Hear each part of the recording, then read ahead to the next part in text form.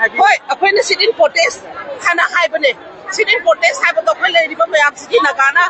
Organize tawraga ako'y lady ba may tayo mayam support tawraga apun ba Manipur sida. Sayang natin imakitel haibasidi. Tasayang na lady ba jati puna makimapom oy banina.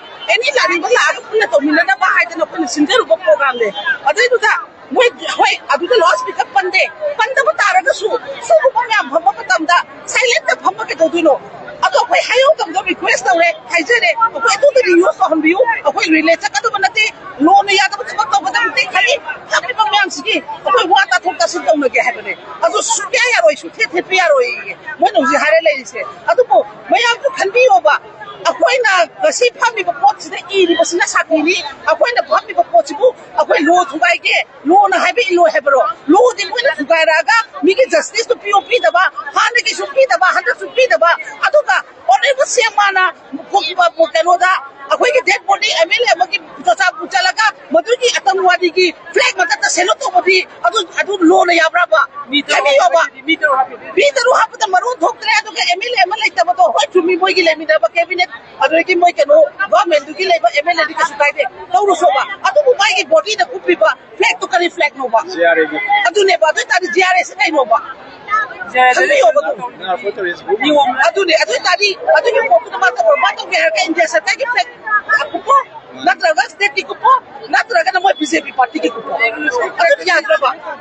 ZRA apa sih nak Moi ki po sa khuna noi khanga ga lai bane ba natra adu da mane se lo to ga pi budi yar ga khuen asi mi cham ga ni ta am sa bune te ma ya bune te lai min ne ba furu bi dai cham ya sa ba to ina ga si tungi ga si ki khana nai da ga awa ba se phong do bi na ga to ke ha ba ma tan da loss position ne ba yaro ha ba si bu akoi da justice bi ni bra injustice la nyai ra anyai ra ha ba to ya mamda akwai gi lai ba Manipur da lai jari ba parza me am se akwai center musum state na thoi da ba adu ga specialist akwai state na thoi lang ta ba di maram di akwai na get 5 tani chat pa do 6 ke 8 tani adu moi hana phone to re and adu tu na te parliament police station da ilak chage la kan tu da wari tu ai permit lawja ni hare akwai permit se pi ba mo hare akwai na job di 16 sa da de da to ke akwai lai ni ba se ile ja fu myam su yaw ga ha ba su ya ya ro ni 13 ba i mo sa to ke to to ko sine ba ko adu ha ba da office ki government ki thaba dai sine ba adu hara kan tu da ba ju bi tu su chat ke de bom dang dai sa hor kan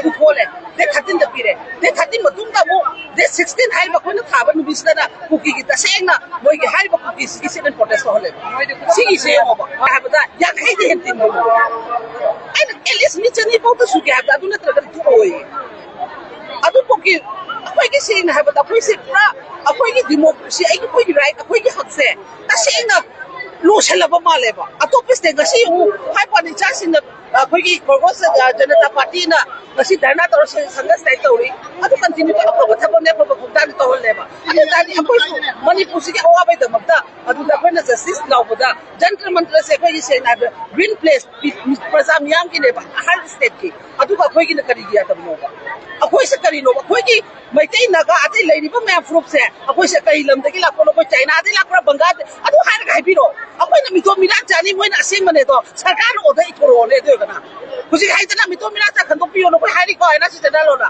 akwai na mi to mi ran jani hai gi hai ro ba lai ni ba religion na ga ro mai tai pa lo mai tai ro ko mi asina adu ko moi na indigenous people ne hai gi hai ro ba le kai ta na ra se ba to rai mai ti tu akwai na mi to mi ran jani ta to dro adu ka mi to mi ran ja ta na si to support ngasi di sini protest se aham di mai tai khapta da hana toram da pot wa anda ti naga su yaw sele next atop religion ma su yar pe haidana apun ba mi hoi hoi na matam se amna kano limit oi ki bedagi fazana koi na kano thop ko pading abau dare adu ga mai tai pangal lai ba ko myam si amat to oi begi bifam oina hai ba justice hana dai pirak ta ba hojik su pi da ba lai ni ba condition se akoi kamai na hindu no ha begi akoi awa ba mai ta ba pen da ba sarkar da state sarkar da center sarkar da hongkong ta begi akoi mi pham ne ba sida su banner da su ko tharis ne ba du jai su ta se na ngasi village volunteer ne 2023 gi me 30 na du maram oina ga khoki ba me am do jiti ha ba un ba NIN pugre du na pugre adu ꯑꯩꯅ ꯍꯪꯅꯤꯡꯉꯤꯗꯤ ꯁꯔꯀꯥꯔꯗ ꯃꯇꯝꯗꯨꯗ ꯁꯔꯀꯥꯔ ꯄꯥꯜꯂꯦꯕ